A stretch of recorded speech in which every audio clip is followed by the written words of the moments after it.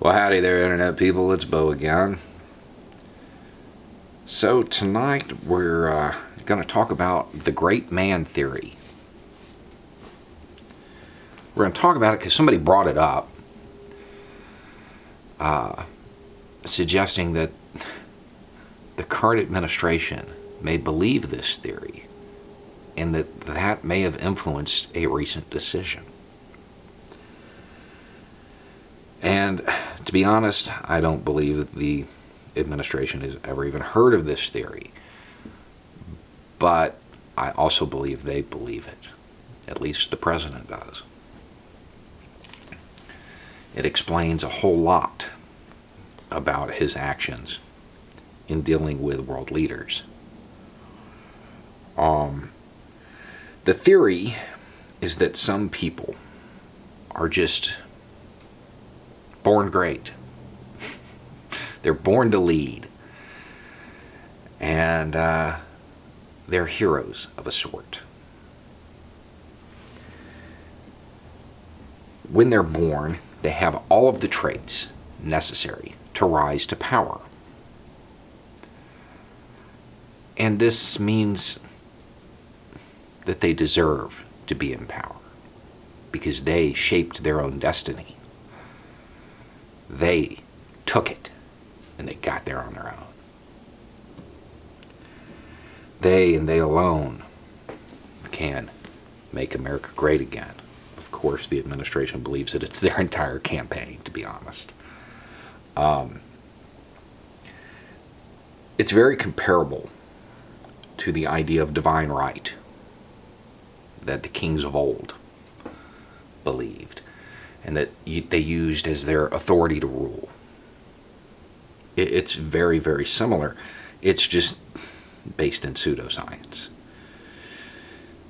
God didn't come down and make them king.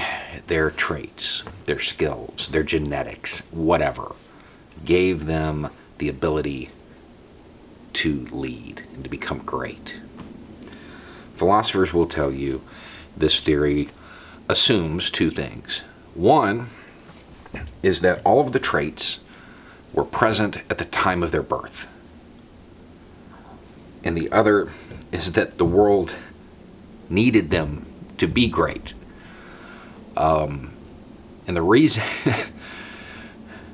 that alone presents its own issues, because in order to believe in this theory, you have to believe in the mystical. You have to believe in divine providence. You have to believe that there's a plan of some sort that brings about different forms of governance at different times. And all of these great people throughout history, they were there as part of some plan. They were there to bring something about. And that was what the person was really trying to do, was explain history. And they wanted to boil it down to the decisions of just a few. And that's what really mattered. Yeah, there were other influences, but it was these great people that truly shaped the world. Fair enough. I'm going to add something else to what philosophers say. And I feel that this also has to be true for this theory to be true. And that is that the great person has to make the world, whatever it is they're going to make it, before the world can shape them at all. They have to be immune to social pressures. If they're not, then the whole theory goes out the window, because they were influenced by the world around them. They're not really great. They weren't destined for anything. They were just pushed out to the front. That, to me, seems a little more likely, that some people are just what the times demand. Now, we can see this play out in a lot of recent decisions, in the way the administration interacts with world leaders. We can see this idea that it's just a few people that rule the world. We can see this in theories that surround the president, that the great man theory is present in his followers. Even if they've never heard it, they believe it. Even if they've never named it, the great man theory, they believe that there is some figure, a singular person, who they can follow, and that person is the hero, and they will fix everything for them. It's there. It's there in the campaign. It's there in their followers. It's there. It's very defining for this administration. So, how do we completely shatter this theory? It's actually really easy. Social sciences are, in fact, science. It's not just a name. In order for this to be true, they can't succumb to social pressures. They can't be influenced by that. The problem is the entire phenomenon of Trump is a social phenomenon. It's based on a social pressure. We've talked about it on this channel before. As the world has changed, older demographics didn't change with it, and they're reaching back. They're seeing things that they believed would always be true. Now, they're not true. In fact, things are going the other way. The status quo of the 50s to the 90s, that's gone. And now the whole world is becoming more and more interconnected. A lot of cultural norms are changing. It has to be unsettling for them.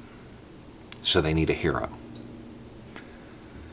And that hero is Trump. And that's easy for me to say, talking about the United States.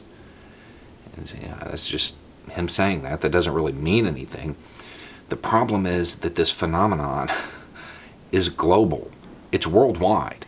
If this was really just Trump's doing and he was the great man, we wouldn't have other, I'll use that term, but populist right-wing figures springing up all over the world. What's happening here, the social phenomenon that's happening here, it's happening everywhere.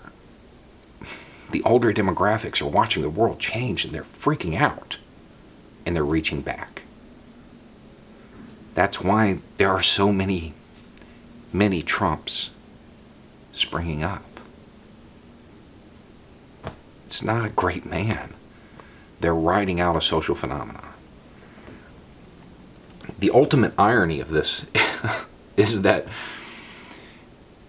the fact that they believe that they're above it, the fact that they believe that it is truly destiny and fate, means that they're not aware of the social phenomena. They believe they're making it themselves. And in a way, that's the only way you can really succumb to the social phenomenon, which is hilarious to me. If you understand that it's occurring, you're kind of inoculated against it. That's why people who are older but were more versed in politics and philosophy, they're not falling for it. They were inoculated. They understand how this works. And I would assume that if they had any guidance for us, they would be telling us to be ready. Because this phenomenon has an expiration date. And we need to be there. And we need to be ready to go as soon as it ends.